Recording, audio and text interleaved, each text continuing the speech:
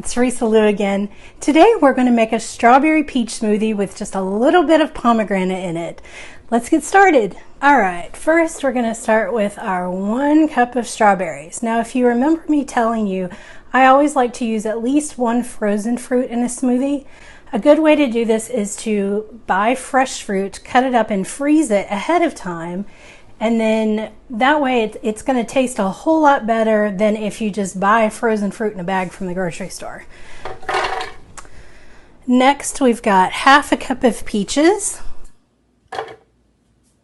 Here's our pomegranate. So the pomegranate we're using today is very small. It's just going to be 15 grams of pomegranate. So we're going to use 1/3 cup of almond milk. Here's our Greek yogurt for our wonderful protein. Today we're going to use just 2 tablespoons of water.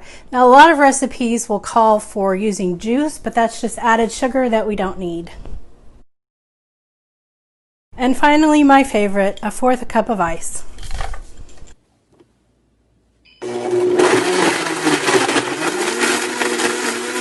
This is obviously one of our thicker smoothies, almost like a milkshake, but not nearly as sweet and more nutritious.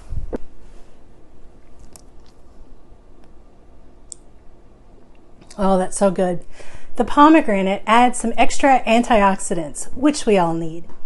Along with the summer fruits of strawberry and peach, this is an excellent smoothie. I hope you make one.